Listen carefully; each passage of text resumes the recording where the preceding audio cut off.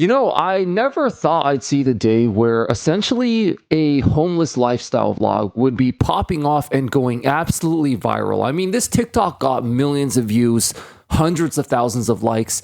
But, with how awful the economy and just how insane these rent prices and cost of living has gotten, here we are, in 2025. And it actually makes total sense. I actually have a lot of respect for young people who are choosing to just say, screw these ridiculous rent prices. I'm going to go out and live life on my own terms.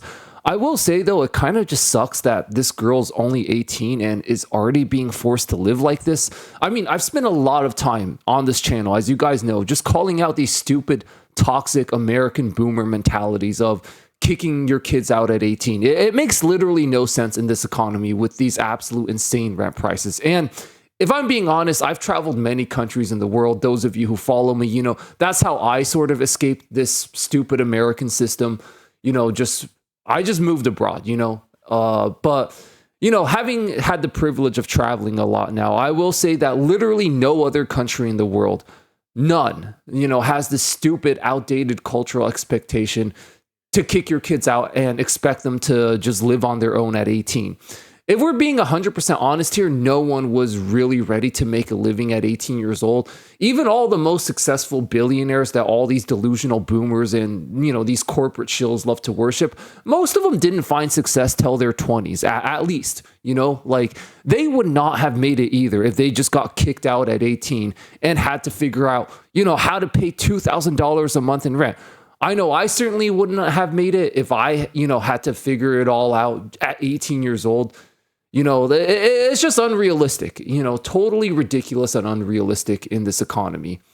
And when I thought about it more and more, there's actually a lot of hidden benefits to being homeless in this current god-awful economy and situation we find ourselves in. I mean, this guy right here explains it perfectly. So me and my girl live in the woods. That's my baby over there. So many people keep saying, oh, get out the woods. My family keeps telling me you can't be out there. You need to find an apartment. The housing market right now, and then the inflation is crazy right now. To move out of a tent where I'm paying no rent into an apartment where I'm saving maybe $200 a month, it's not practical. It's not financially intelligent. We know how to move out here. We've been living out here for a year and a half now. Make money, stack up that money, live in a tent, pay no rent, stacking up cheddar to live better later. We want to get an RV too. We don't want to get an apartment because an apartment, you're giving your money away to the company. An RV, you're investing into an asset. People be assuming, oh, you're homeless, that's so sad, and you're living in the woods. The decisions that we are making it's purposeful. There's a reason why we out here. We're not just out here just to be out here. It's hard. We've been staying out here because we know we can save so much more money compared to living in an apartment. And we want an RV because they're cheap. You can pay them off. Less than half the time that you take to pay off a house, a traditional house. So as I was listening to him, I actually realized just how right this guy is. I mean, he's onto something here because it made me reflect on my own life and my own journey. And I realized how much money I wasted paying rent. To be honest with you guys, rent is the biggest scam ever. I mean, rent wasn't even nearly this bad yet when I was still in America, but it was so hard to get a job. I ended up having to just do a bunch of side gigs, and rent ended up costing about half the money I was making on average anyways. I ended up barely saving enough to move overseas and, made a few key investments here and there, got lucky with a few, and it helped me eventually survive. But it was a long and tedious journey just because of how much money I was bleeding to rent alone every month. And this is just money that's gone and dusted after you pay it. It doesn't go to anything, long-term permanent that you're building for yourself. It's the price that this stupid dog shit system and society forces you to pay just for the crime of existing, basically. This is why it's such a scam. And, it made me wonder if I had just gone homeless 10 years ago, like if I could do it all over again, how much further ahead would I be right now? I think I could have definitely saved up enough money to go overseas a lot sooner. Maybe even buy a small property for myself somewhere. I mean, you definitely have to bite your ego a bit for the short term. But let's say you're able to do that. Let's say like this guy, you decide to drop your ego and just go homeless for a year. This means that by definition, you'll be saving the $1,748 that you would have been paying for rent every month. Now, if we multiply this by 12 months in a year, This means you'll save nearly $21,000 over the course of a year. Now, I have a question for you. What would an extra $21,000 mean to you? You could use this money to invest, to buy a cheap property overseas, to move overseas even, or, to buy a van and convert it into a livable space, which this is also, by the way, becoming increasingly popular these days. I mean, you could legit get something for yourself as opposed to just siphoning money to some greedy landlord, $2,000 a month that you'll never see again. If I had to do this all over again, I was still going to choose to be homeless. I got the freedom to be anywhere I want, when I want. I live for free. I still got all the necessities of life. A shower, a toilet, food, a stove, fridge. I can spend my money on whatever I want. Wake up with the freedom of knowing that my money is going to what I want it to, not what it has to be going to. A lot of people don't realize that they stress in life because they make things more complicated than they are. When you learn to look at things for what they are instead of what you want them to be, you learn how to navigate. I picked my main things that made me happy and what I needed, and that's where I'm at.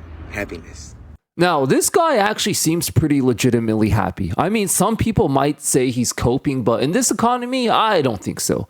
I mean, I presume this guy doesn't have to work, doesn't have to take on any unnecessary responsibilities or stresses in his life, doesn't have to answer to a jackass boss/manager, doesn't have to be miserable at a job he hates for 8 hours a day.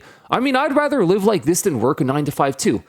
With how much overtime, especially. I mean, you guys got to consider this too. Like, with how much overtime people have to work now just to pay rent, what is the point of paying $2,000 a month for a place you barely even get to spend any time in? I mean, most people these days pretty much only have enough time to go home to sleep when they're finished working. I mean, you're paying to live somewhere. You're paying insane amounts of money to live somewhere, and you don't actually even get to live there. Most of your life is spent at work, at a job, so that you can afford to live somewhere that you don't actually live in. You get to basically sleep there and that's it. I mean, tell me that's not the biggest scam ever. Spending half your paycheck, just to live somewhere where you don't get to live is just another example of why, this society is just such BS, and, why I fully support and encourage checking out of it in any way possible. Okay, so I'm going to show you guys one more TikTok from a guy. This guy actually shows you how you can live in your car successfully, as in a legal way. This way, you don't get a cop knocking on your window in the middle of the night as you're sleeping. This is just good information to know, especially, if you're maybe even considering this lifestyle after watching this video. Homeless tip number 1. If you guys end up in a situation where you need to live in your car, the most important thing is figuring out where you're going to park. You do not want to go to sleep and end up waking up at midnight with a knock on your window from a cop trying to kick you out. So I'm going to show you where you are allowed to park and where you're not allowed to park for the night.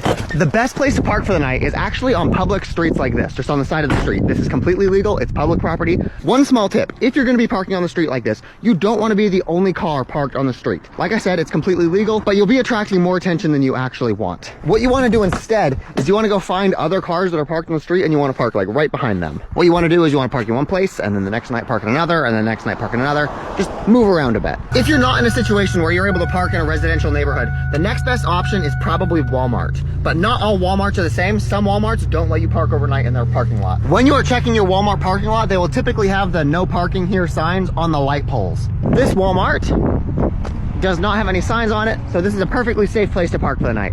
It's also generally better if you park farther away from the store than closer to the store, because then you'll have people walking through there with shopping carts. It'll distract you. It's easier for you when you're sleeping if you're farther away. I'm doing a whole series right now where I'm trying to give you guys tips so that if you end up in a situation where you need to live in a car, you guys can handle it. So stay tuned for that.